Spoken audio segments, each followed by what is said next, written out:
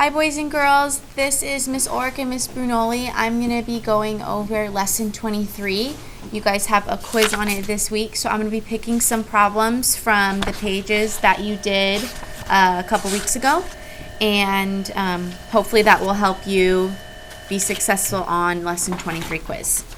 So on page 493, it says complete the statement and equation below for the fraction model. So I'm looking at how many I have. 1, 2, 3, 4, 5. So that's why I'm making 5 copies of, and then it matches. This says 1/4, and there's 4 pieces in each hole, and one of them, of the 4, is shaded in. So I know I have to multiply my whole number times my numerator, and 5 times 1 is 5, and my denominator stays the same. So then I just write it again. 5 times 1/4 equals 5/4. If you wanted to put it into a whole number, we could transfer each of these orange pieces into one whole. So this one would go here. This one would go here. This one would go here. So I'm done with these, and I've made one whole. So I have 1, and then what's left is 1/4. Or I could just divide 4 into 5, my denominator into my numerator, and 4 goes into 5 one time. 4 times 1 is 4. Subtract, and I get 1 and 1/4 because my denominator always stays the same. So those are the same as well. So 5/4 or 1 and 1/4. Another one that we could do, it says draw an area model, number 1. So we have 3 times 2/5. So I'm just going to draw 2/5 as a model. So this needs to be 5 parts because that's my denominator. 1, 2, 3, 4, and 5. And 2 of those fifths are shaded in. So 1, 2. And I need to draw that 3 times. So I've drawn 1, and I need to draw 2 more of the same thing, of 2/5. Shade in 2, and I have 1 more to draw because I'm multiplying by 3.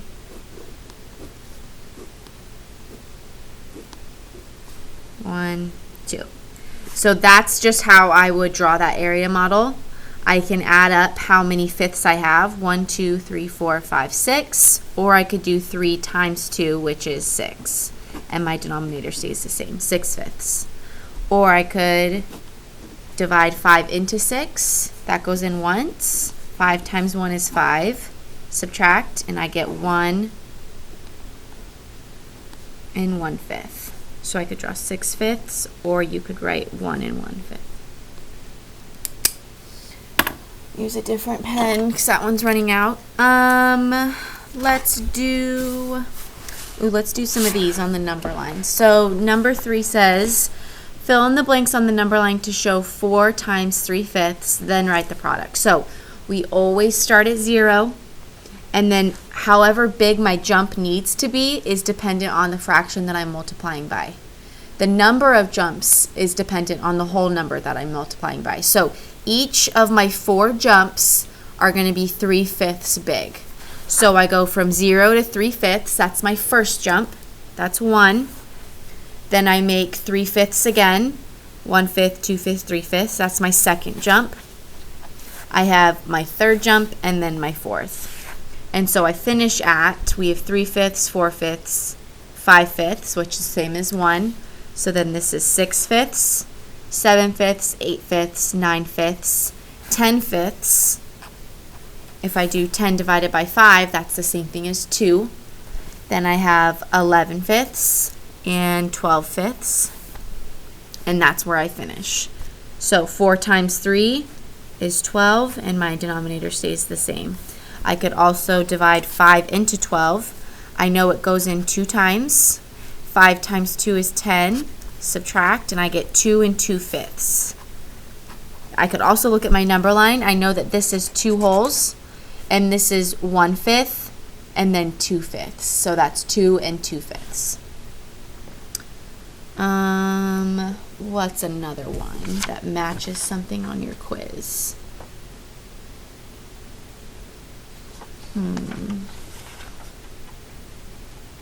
Let's look at number 2 on page 499. Violet solves 4 times 7/10 as shown. What does she do wrong? So she's doing, I only see one jump that she has made. You're supposed to start at 0, and she's going to have 4 jumps, and each jump is going to be 7/10. So here's 7/10. That's going to be my first jump. Then I need to go 7/10 again. So 1/10, 2/10, 3/10, 4/10, 5/10, 6/10, 7/10. So this is where that second jump is going to be. I need a third jump. So 1/10, 2, 3, 4, 5, 6, 7. That's going to be that third jump. So that's going to be at 2 and 1/10. I'm going to continue this because I need 4 jumps and I've only done 3. So I'm going to have 1/10, 2/10, 3/10, 4/10, 5/10, 6/10, 7/10, 8/10, 9/10, 10/10. So then that's going to be 3. And let's count 7/10. So 1/10, 2/10, 3, 4, 5, 6, 7. That's my 4th jump. Now let's figure out what this line is right here. So I know I'm at 2. This is 1/10, 2/10, 3/10, 4/10, 5/10, 6/10, 7/10, and 8/10. So 2 and 8/10. So Violet solves, and she just did that one measly jump. What does she do wrong? So if I know 4 times 7 is 28, and my denominator stays the same, and I can divide 10 into 28. I know 10 times 2 is 20, and then I subtract and I have 8 left over. 2 and 8/10. So trying to find out what she did wrong though. She added 4/10 instead of multiplying by 4. So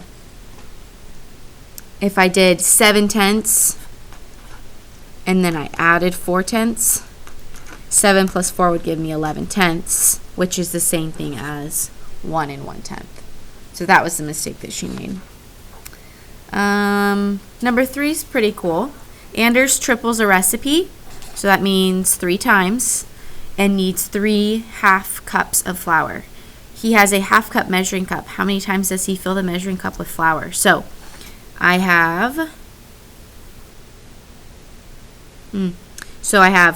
I'm tripling my recipe, and he needs, Miss B, can you look at this one? It says Anders triples a recipe and needs 3 half cups of flour. When it says 3 half cups, does that mean for all 3 recipes or all 3 batches, or just for one batch he needs 3 halves? I believe that is tripled. They tripled it. So I think it's 3 halves, 1 half plus 1 For half all plus 1 3 half. recipes? For all 3 batches? Yeah, because he has half a cup. How many times does he fill the measuring cup with flour? Draw a picture, make a drawing, and write a multiplication equation to model the situation.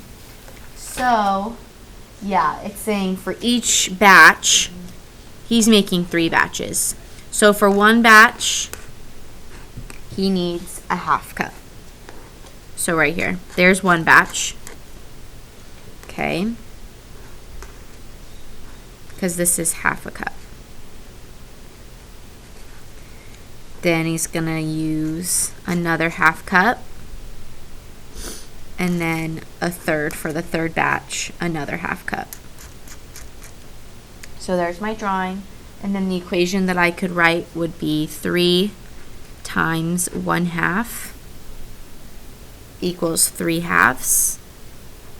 Or I could do 2 into 3. That goes in once. 2 times 1 is 2. Subtract, and I get 1 and 1 half. Because this could go in here, fill this up. We can cross this out. So we have 1 whole and a half. And I'll do